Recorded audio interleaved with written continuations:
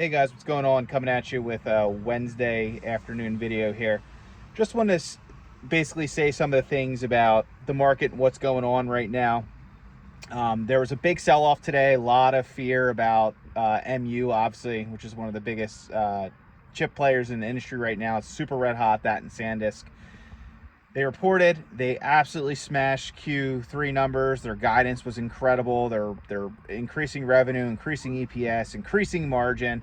So basically what that means for like AMD particular, which is what I'm in, I've had it for 2 years at this point now. So AMD is my biggest holding, with a cost base, I believe, around like $102 a share. So yeah, so it's been, it's basically party on for all the chip players. The Mag 7 guys that are reinvesting into chips are clearly plowing money with their CapEx spend.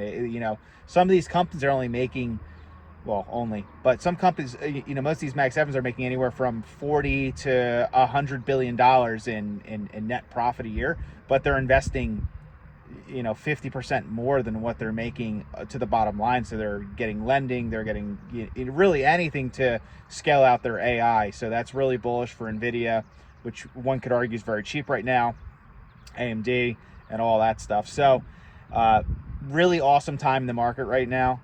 So it's basically party on. I think the market was very weary about how MU was going to report their guidance and if the spending's still going. So once that spending stops or MU lowers their guidance, or doesn't beat or misses, like MU, first off, MU is crashing. And then on top of that, it's going to make all the AMDs, the NVIDIAs, the Intels, and all basically the chip plays crash along with it, because people are going to say, oh, we're at the top, blah, blah, blah. So that's kind of my thoughts on where the market is right now. I did say yesterday I was going to tell you some of my favorite buys right now. I've been a long-term holder of ELF. That's a good one right now. I think that's going to be $150 to $175. That's like my base case in the next 18 months.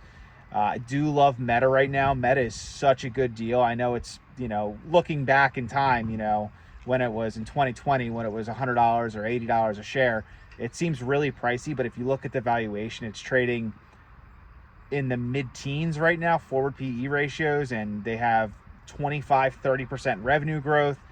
Zuck is getting into something like Polymarket and Kalshi. He's looking into that. He's a small team looking at that.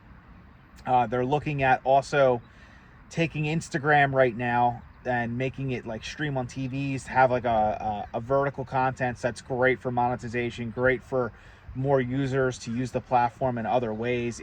It's really smart.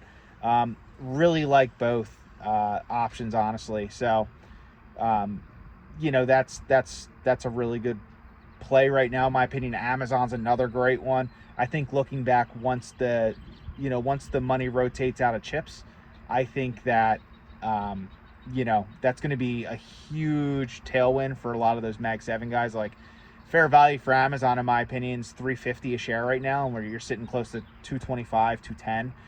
Meta should be $1,000 right now if they just chilled out with the CapEx spend and money rotated back into them, which will happen in time. Will it happen in a month? Will it happen in a week? Will it happen in a year? Who knows? But I think in time, as a long-term investor, that will happen. So as always, I just dollar cost average in my favorite place. But I think Meta, Amazon, and ELF are probably my three favorite right now. Netflix is a position I've owned for a very long time, probably a year and a half, 2 years at this point. It's a position that has my interest now. I think Wall Street has it wrong, and they're writing them off, and they're looking at, the Warner Bros. Deals and all that stuff not capturing, they need it to grow, but that's not true. So that's really all I got in regards to that. But yeah, Netflix is another interesting one. I think there are better deals out there, but it depends on portfolio balance, right? So like my Meta, my Amazon, and all that, they're basically fully built positions. So it just really comes down to how you want to manage it and how much. There's a lot of things in there. I can make videos on that if anyone's interested. Put in the comments below if you're interested in how to manage a portfolio, how to balance it, how many positions you should hold based on how much you have. There's a lot to it. But yeah, so anyways, that's all I got. Make sure you guys subscribe, like, comment below. Let me know your thoughts on my plays, what you think chips are going to do, and all that stuff. So yeah, till tomorrow. Peace.